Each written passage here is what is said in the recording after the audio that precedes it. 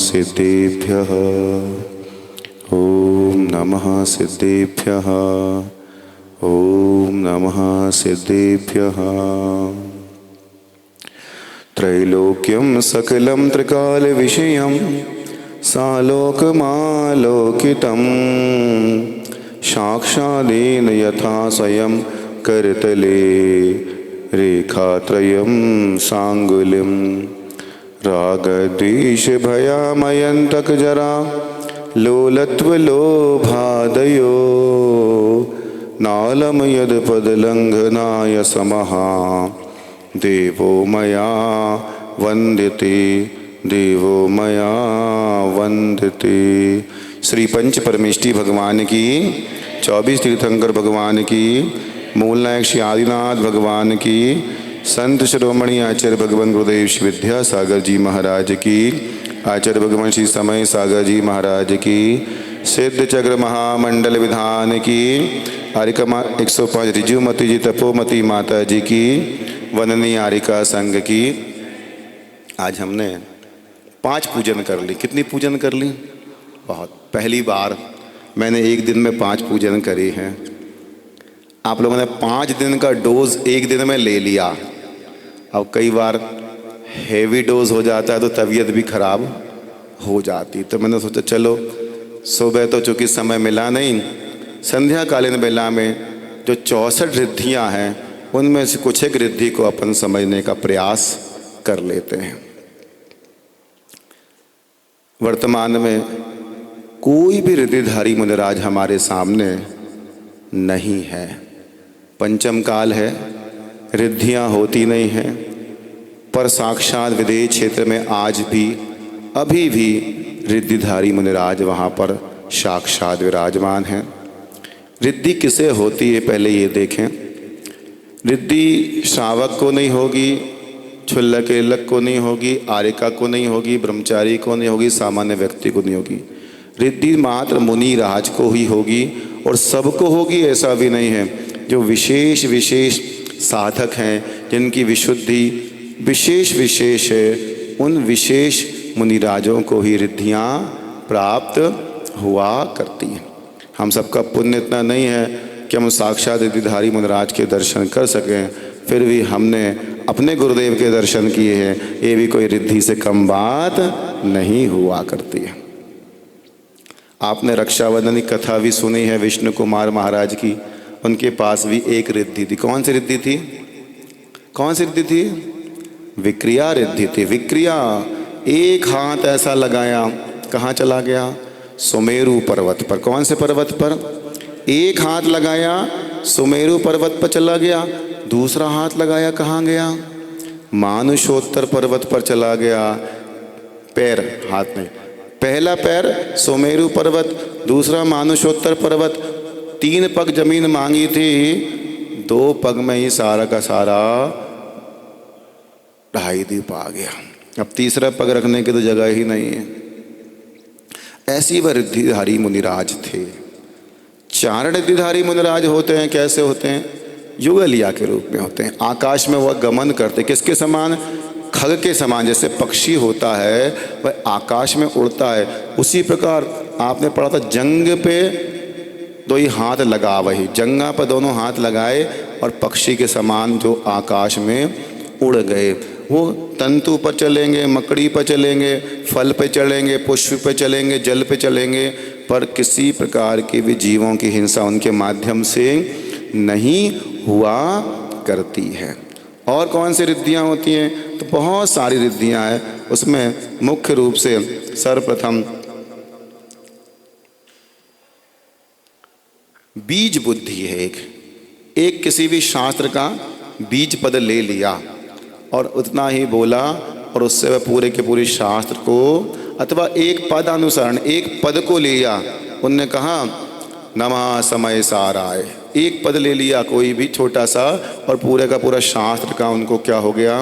वह बखान अथवा वाचना कर देते हैं।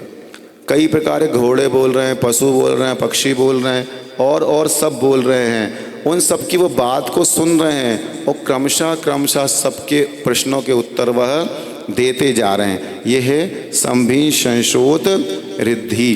कुछ मुनिराज ऐसे होते हैं जो बिना किसी के उपदेश के स्वयं ही वैराग्यवान हो गए, उनको किसी के उपदेश की आवश्यकता नहीं होती। और कुछ ऐसे होते हैं जो उपदेश के माध्यम से जिनको वैराग्य आदि उत्पन्न होता है। एक होती है इसमें विशेष बोधित बुद्धि रिद्धि। जो गणधर मुनिराज, जो गणधर होते हैं उनके पास में कितनी रिद्धियाँ होती हैं? 63। गणधर महाराज के पास में 64 में से एकमात्र केवल ज्ञान रिद्धि को छोड़ दीजिए, उनके पास में पूरी 63 रिद्धियाँ होती है। गणधर का मतलब होता है आचार्य परमेष्ठी। गणधर बनने के बाद वह कभी भी आहार को ग्रहण नहीं करते, क्योंकि उनके पास में ऐसी रिद्धियाँ होती, उनको आहार ग्रहण करने की कोई आवश्यकता नहीं हुआ करती है। फिर होती है एक रिद्धि ऋजुमति और विपुलमति। ऋजुमति जो होती है वह सरल मन की बात को जानती है, और विपुलमति जो होती है वो कुटिल मन, जो टेढ़ा मेढ़ा मन वाला व्यक्ति है, उसके मन की बात को वह विपुलमति जानती है। फिर जिनको 10 पूर्व का ज्ञान है, ऐसे 10 पूर्व रिद्धिधारी मुनिराज होते हैं। जिनको 14 पूर्व का ज्ञान है उनको 14 पूर्व रिद्धिधारी मुनिराज होते हैं। फिर अष्टांग निमित्त होती है, अंग है, चिन्ह है, स्वर है, व्यंजन है, स्वप्न है, नव है, भूमि है आदि 8 प्रकार के चिन्हों के माध्यम से जय भविष्य को बता देते हैं। किसी के तिल को देख लिया, मस्सा को देख लिया, तो वह उनके भविष्य के बारे में निमित्त रिद्धि, अष्टांग महानिमित्त रिद्धि हुआ करती है। और कौन सी रिद्धियाँ होती विशेष तौर पर? मुनि महाराज जी के हाथ में किसी ने नीरस आहार दिया। नीरस समझते ना? 6 प्रकार के रस से रहित, ना तो मीठा है, ना नमक है, न घी है, न तेल है, न दूध है, ना दही, कुछ भी नहीं है। आचार्य महाराज अंतिम तक कितने रस लेते थे? कितने रस लेते थे अंत समय तक? बताओ। 1 रस लेते थे। कौन सा रस लेते थे? घी मात्र वह लेते थे। नमक मीठा तो बहुत वर्ष पहले छोड़ दिया था। दूध उन्होंने कोनी जी में छोड़ दिया था। हरी सब्जी वह लेते नहीं थे, फल लेते नहीं थे, जूस लेते नहीं थे, ड्राई फ्रूट लेते, कुछ भी नहीं लेते थे। दाल रोटी सब्जी तो हम बोल ही नहीं सकते, क्योंकि हरी लेना ही नहीं है ना। तो वह नीरस भोजन भी मुनि महाराज जी के हाथ में आकर के किसके समान? घृतस्रावी, घृत के समान, मधुश्रावी, मधु के समान, अमृतश्रावी, अमृत के समान वह हो जाया करता था। कभी उनको आहार करते देखा है हमने, तो आप सबने भी देखा है, दिया भी है, कराया भी है। आप सब बड़े पुण्यवान सौभाग्यशाली हैं।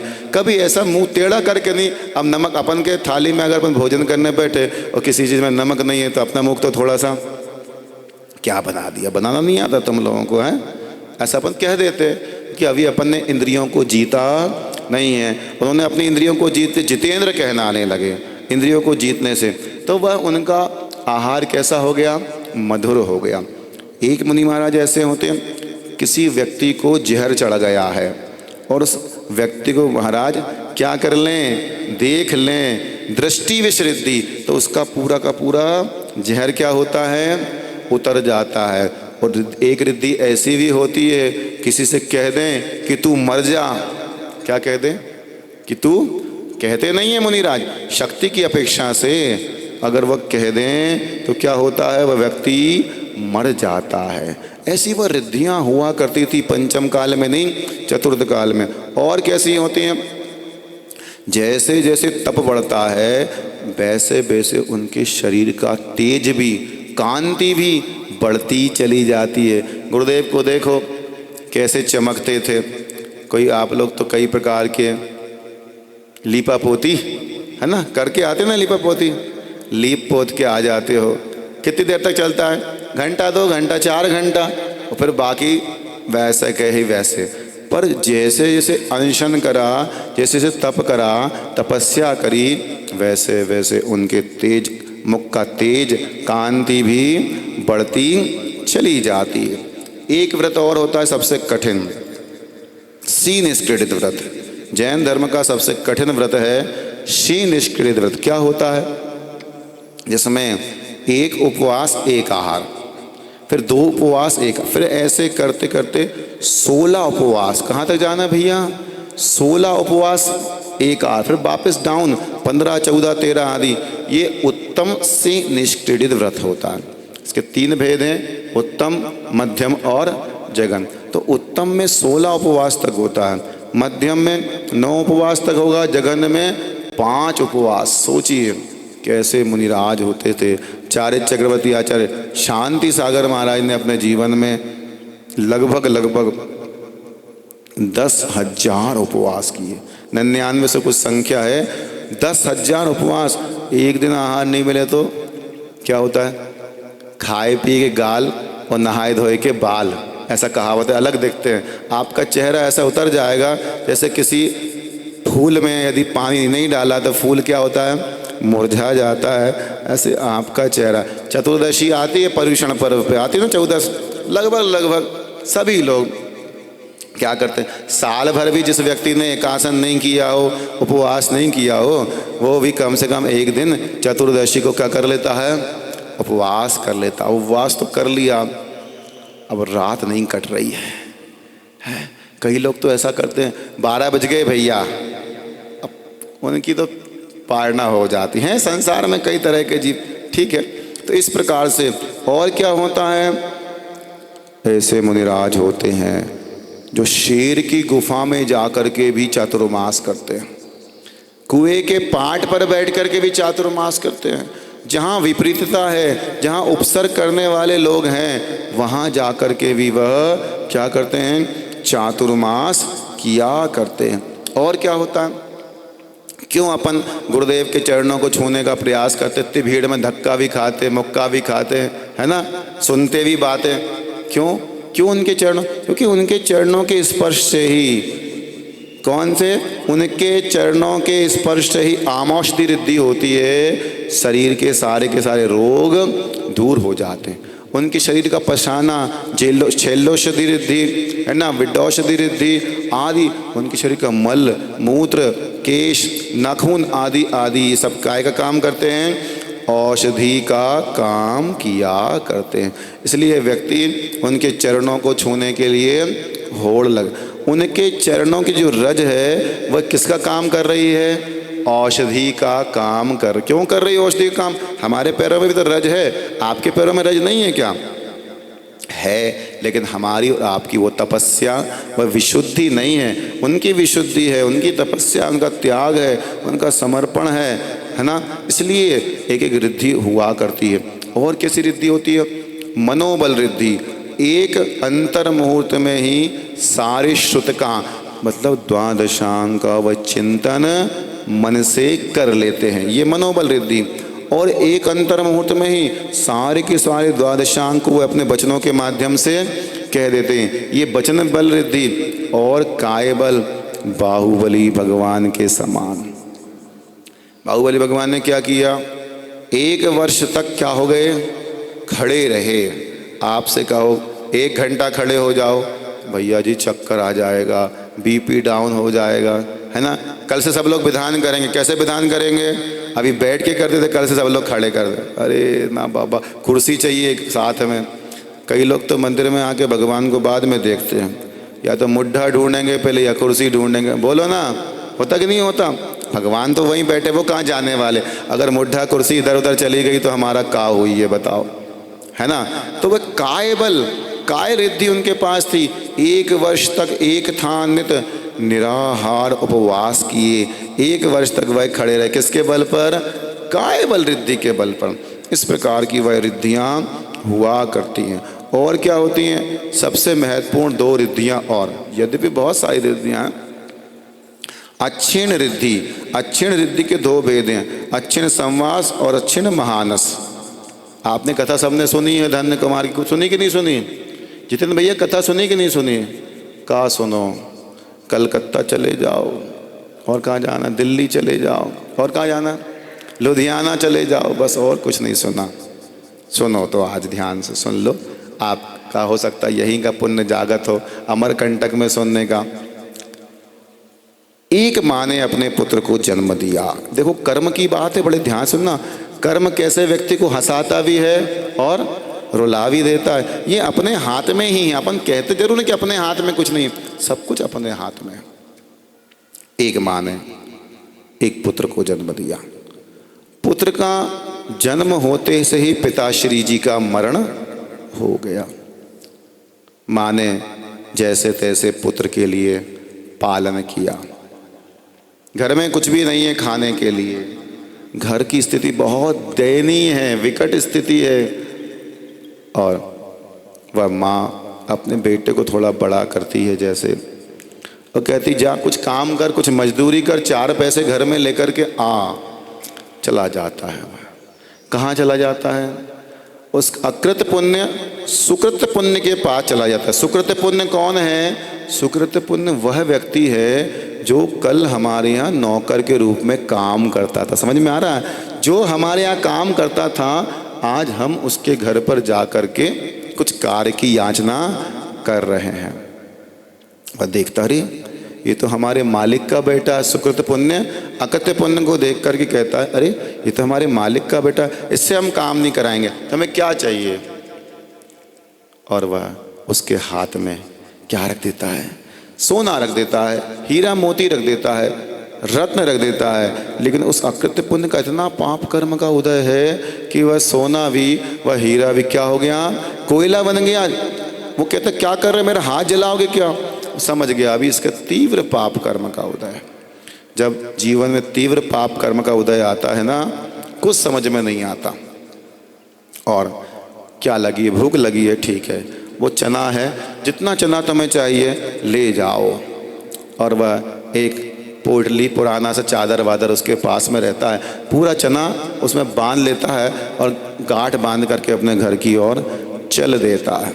चलते चलते चलते जब घर पहुंचता है, अरे पाप कर्म ना। घर पहुंचते पहुंचते जो इतना सारा चना लेकर के आए थे, क्योंकि उस पोटली में क्या था? छेद था। इतने से चने बचते हैं। अब क्या करें? कोई लाख करे चतुराई, कर्म का लेख मिटे नारे भाई। कर्म के आगे किसी की चतुराई नहीं चलती। कोई कितना होशियार होशियार हो, पर उसको सियार कर्म के सामने बनना ही पड़ता है।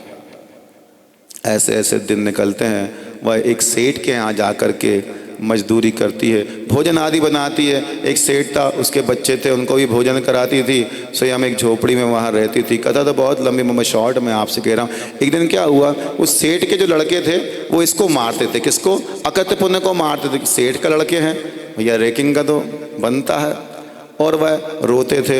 एक दिन पूछा, क्यों रोते तुम्हारे बेटे? इसको खीर खाने का मन है। सेठ तो रोज खीर खाता था, सेठ के बेटे रोज खीर खाते थे, आज मेरे बेटे का खीर खाने का मन है। सेठ भैया दयालु था, अच्छा था, करुणावान था, कोई बात नहीं, खीर बनाने के लिए जो भी सामग्री चाहिए, दूध आदि है, वह दे दिया, इसको खीर बना करके खिला दो। और माँ ने खीर बनाई, खीर बना करके तैयार करी। माँ ने कहा देखो बेटा, अपन ऐसे खीर नहीं खाएंगे। कैसे खाएंगे? अपने यहाँ कोई मुनि महाराज जी आएंगे, अपन उनका पड़गाहन करेंगे, उनको आहार देंगे, पहले महाराज को खीर खिलाएंगे, फिर अपन स्वयं खीर खाएंगे। बोले ठीक है। और माँ खीर तैयार करके चली गई। कहाँ चली गई? कुएं पर चली गई, पानी लेने के लिए चली गई। और माँ कह गई देखना, अगर कोई महाराज आए उनको जाने मत देना, उनसे कहना माँ ने खीर बनाई है, ध्यान रखो। और मुनि महाराज जी वहाँ से आ गए। कौन से महाराज जी आ गए? कोई सामान्य महाराज नहीं थे, कोई विशेष थे। कौन से विशेष थे वह आपको अभी आगे पता चलेगा। और वह मुनि महाराज जी आ गए। छोटा सा तो बेटा था कृतपुन, उसमें इतना ज्ञान नहीं था। और उसने मुनि महाराज जी क्या करा? पैर पकड़ लिए। सुन रहे जितेंद्र भैया? ध्यान से सुन लो, बाद में ना कहिए सुनाई नहीं कथा। पैर पकड़ लिए। माँ ने खीर बनाई है, जाने नहीं देंगे, खीर खा करके ही जाना। अब कोई महाराज ऐसे तो मानने वाले नहीं। वहाँ से संयोग से माँ पानी का घड़ा सिर पर रख करके लेकर के आ गई। पड़गाहन हो गया। अत्र अत्र तिष्ठ तिष्ठ, महाराज रुक गए, विधि मिल गई, पूजन आदि हो गई। और माँ ने जो खीर बनाई थी उस खीर का आहार कराना प्रारंभ हो गया। अब वह माँ कहती है देखो बेटा, ये आपके हिस्से की खीर है ना, ये भी हम महाराज को दे देते हैं। हाँ दे दो। और जो खीर बनाई थी वह खीर महाराज को दे दी। महाराज ने अच्छे ढंग से निरंतराय उस खीर का आहार किया। महाराज अपने चले गए। वह सामान्य मुनि थे, वह अक्षीण रिद्धिधारी मुनिराज थे। और माँ ने अपने बेटे को खीर खिलाई, खुद भी खीर खाई। खीर खत्म ही नहीं हो रही। सारे अड़ोसियों पड़ोसियों को, गांव वालों को, नगर वालों, कस्बे वाले खीर खाते जा रहे हैं, पर खीर तो उतनी की उतनी खीर है। अब ये क्या हुआ? तब पता चला अक्षीण रिद्धिधारी मुनिराज का आज। अक्षीण रिद्धिधारी मुनिराज जिस चौके में जाते हैं वह कभी भी सामग्री, जो सामग्री उन्होंने ली है वह क्षीण नहीं होती, खत्म नहीं। कब तक?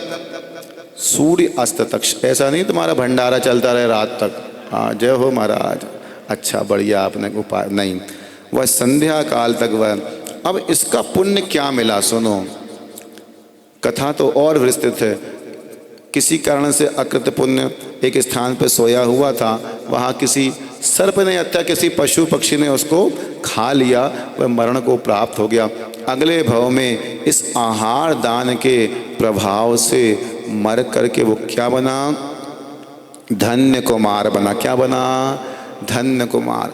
अब वह धन्य कुमार जहाँ जहाँ भी जाए, जिस चीज़ में हाथ लगा ले वहीं धन धन, वहीं पैसा पैसा। उसके और भी भाई थे। वह भाई कहते हैं, अरे पिताजी माताजी, हम लोग तो मेहनत करते हैं, हम लोग तो काम करते हैं, और ये बैठा बैठा क्या करता है? खाता है, कमाता तो कुछ है ही नहीं। एक दिन पिता ने कहा, बेटा कोई बात नहीं, जाओ तुम भी कुछ काम करो, कुछ ये थोड़ी सी मुद्राएं ले लो, कुछ व्यापार करो। और वो चला गया पैसा लेकर के। बाजार में एक व्यक्ति खाट बेच रहा था, पुरानी सी सड़ी गली सी खाट थी, पुरानी सी खटिया थी। अब अकृत्य पुण्य धन्य कुमार का कोई दिमाग तो इतना चलता नहीं था उसका, लेकिन पुण्य बहुत तेज था। पुण्यात्मा जीव अगर पत्थर में हाथ लगा देता है तो पत्थर सोना बन जाता है, और पापी जीव सोने में हाथ लगा देता है तो सोना भी पत्थर बन जाता है। और उसने वो पैसे दे करके खाट अपनी खटिया खरीद ली। सब लोग कह रहे थे कितना मूर्ख है, क्या पैसा गंवा करके पुरानी आप भी कह सकते हो, सामान्य सी बात है। आप क्या अपने बेटे को 2, 5, 10 हज़ार रुपये दो, जाओ बेटा कुछ कमाना, और वह सड़ी गड़ी से खाट लेकर के आ जाए तो उसको समझदार तो कोई भी व्यक्ति नहीं कहेगा।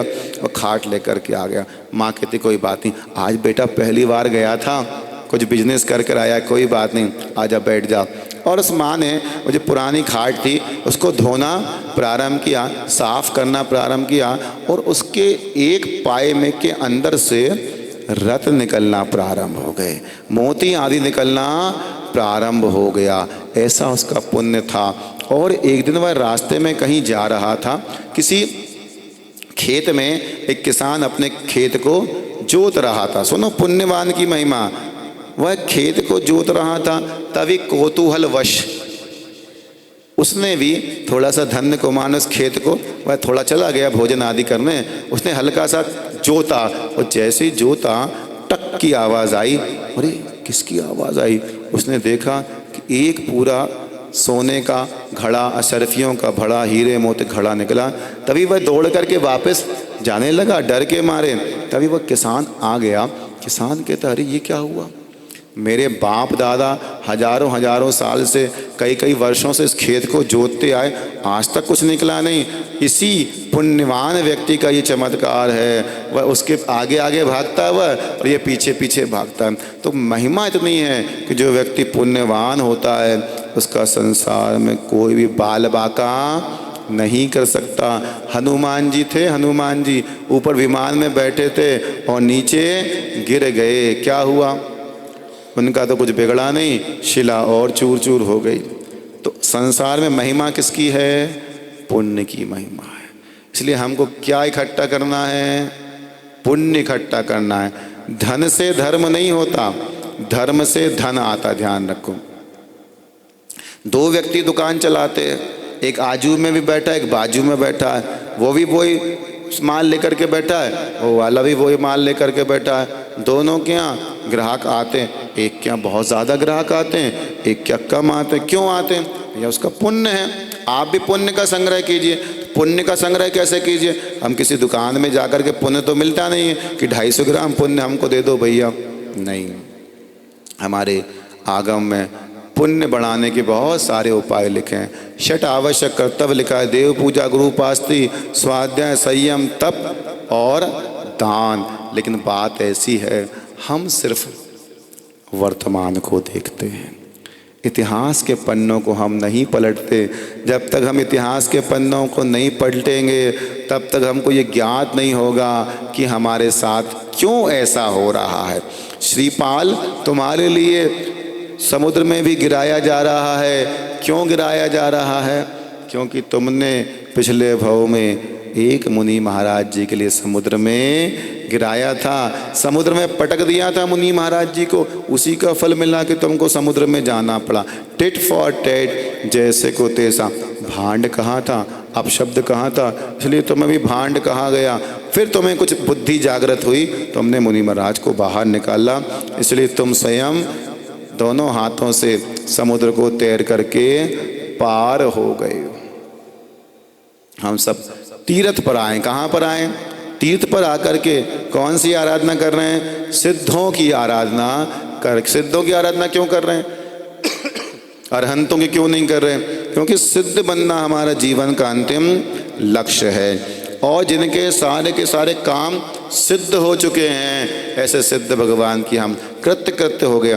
अब संसार में उनको कुछ भी करना शेष बाकी नहीं बचा। तो मैंने सामान्य रूप से आपको इन रिद्धियों का अर्थ बताया। और भी कई प्रकार की रिद्धियाँ हैं। एक होती रिद्धि, एक होती सिद्धि। सिद्धि की जाती है और रिद्धि हो जाती है। सिद्धि क्या करता है?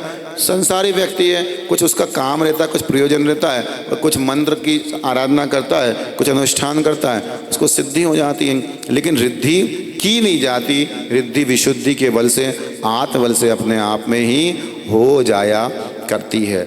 अब आ रहा है कल का जो विधान है वह बहुत ही महत्वपूर्ण है। महत्वपूर्ण क्यों है?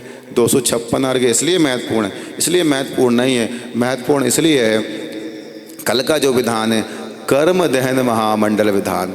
हम सबको जो कुछ भी मिला है ना, वो कर्म के बल से मिला है। और कर्म दहन में 8 कर्म की 148 प्रकृतियाँ, मूल 8 156, 100 अर्घ और 256 अर्घों में हम ये जानेंगे कि हमको जो कुछ मिला है वह कैसे मिला। कोई गोरा है तो कोई काला है, कोई लंबा है तो कोई नाटा है, कोई अमीर है तो कोई गरीब है। किसी की जय जयकार हो रही है, यश कीर्ति नाम कर्म का उदय है, तो किसी का नाम तो है पर अपयश है। राम और रावण 2 नाम है ना। राम का नाम तो बड़े बहुमान के साथ, सम्मान के साथ लेते हैं, पर रावण का नाम, श्री राम तो सब बोलते हैं। क्या बोलते हैं? श्री राम। पर किसी ने श्री रावण बोला आज तक? बोला? किसी को बोला? श्री कृष्ण तो सब बोलेंगे कि नहीं बोलेंगे, पर श्री कंस कोई बोलेगा? श्री महावीर सब बोलेंगे, पर श्री मारीच नहीं बोलेंगे। ध्यान रखो। तो नाम तो दोनों का चल रहा है, लेकिन एक का नाम बहुत विनय के साथ, बहुमान के साथ, जय जयकार के साथ में होता है, और दूसरे का नाम कोई भी पसंद नहीं करता है। कौशल्या का नाम तो सब लोग लेते हैं, पर किसी ने अपनी बेटी का नाम कैकई रखा क्या? तुम में से कोई है तो नहीं कैकई? हाँ, आचरण कैकई जैसा हो वो विषय अलग है, पर नाम तो कम से कम कैकई नहीं है। किसी की आवाज़ अच्छी है, सुस्वर नाम कर्म का उदय। किसी की आवाज़ अच्छी नहीं है, किसी को सब लोग चाहते हैं, उससे सब लोग बात करना चाहते हैं, सुबग नाम कर्म का उदय है। और कोई है, कोई भी नहीं चाहता। किसी के माथे पर तेज है और किसी के माथा रूखा है। ये सब आपको कल आदे नाम कर्म और अनादे नाम कर्म, ये सारी की सारी व्यवस्था आपको जो मिली है वह कैसे मिली। किसी का शरीर मजबूत है और किसी के शरीर पर एक बूंद पानी की गिर जाए तो छींक आ जाए। ये सब क्यों मिला? ये सब नाम कर्म के कारण से मिला। नाम कर्म का परिवार बहुत बड़ा है। उसके घर में 93 सदस्य रहते, 93 पर्सन, 93 सदस्य, बड़ा परिवार है। तो कल आप विधान में समझेंगे नाम कर्म क्या होता है, क्यों होता है। जैसे हम मकान बनाते हैं, मकान बनाने में इंजीनियर की ज़रूरत पड़ती कि नहीं पड़ती? कहाँ क्या बनाना है। उसी प्रकार से नाम कर्म में एक निर्वाण नाम कर्म का भी उदय होता है। और सबसे पुण्य प्रकृति है तीर्थंकर प्रकृति। तीर्थंकर प्रकृति से ज़्यादा पुण्य प्रकृति संसार में किसी की नहीं होती। सबसे महान कौन होते हैं? तीर्थंकर भगवान। उनसे ज़्यादा कोई महान संसार में नहीं होता है। इतना ही मैं पर्याप्त समझता हूँ। रिद्धिधारी मुनिराजों के आज हमने अर्घ चढ़ाए हैं, कल कर्म दहन के अर्घ चढ़ाएंगे और क्रमशः फिर आगे 512 में एक एक परमेष्टि के लिए 100 अर्घ हम समर्पित करेंगे। और फिर आखिरी दिन 1024 भगवान के पवित्र सहस्र नाम। भगवान का एक नाम बड़ा पवित्र है, पुण्य को देने वाला हुआ करता है। आप लोग पूजा में पढ़ते हैं, भक्तामर में पढ़ते हैं, तो संस्तवेन भव संतति सन्निबद्धम। दूर रहे स्तोत्र आपका जो कि सर्वथा। भगवान का नाम ही नाम। अब सोचो, अगर आपकी प्रधानमंत्री से मान लो पहचान हो, आप कहीं भी निकल जाओ पूरे भारत में, आपका सीना थोड़ा सा कोई कुछ बोल के तो देखो डायरेक्ट बात करा दूंगा मोदी जी से। अब जिसकी जब सामान्य व्यक्ति से पहचान हो तो वो इतना अकड़ करके चलता है, तो जिसको 3 लोग के नाश से जिसकी पहचान है, अकड़ने के लिए नहीं कह रहा, ध्यान रखो मैं क्या बात कह रहा हूँ। जिनका नाम लेने से आपने ना किसी प्रधानमंत्री से उसकी बात भी नहीं, इतना बोल दिया अभी बात कराऊँ क्या, मोदी फ़ोन लगाऊँ क्या, इतने में वो बेचारा ढीला हो जाएगा। नाम लेने से जब काम हो जाता है, जो भगवान का नाम ले लेता है तो उसके सारे के सारे पाप कर्म तो अपने आप दूर हो ही जाया करते हैं। हम सबकी आत्मा पवित्र बने, इसी पवित्र मंगल भावना के साथ में अहिंसा परमो धर्म की। आइए पहले जनवाणी स्तुति हम सभी लोग कर लें। जावाणी के ज्ञान ते सूजे लोकालोक, सो वाणी मस्तक धरू सदा देत हूँ ठोक। हे जनवाणी भारती माँ तो हे जपूत नरैन, जो तेरो शरणा गहे सो पावे सुख चैन। 9 बार नमोकार।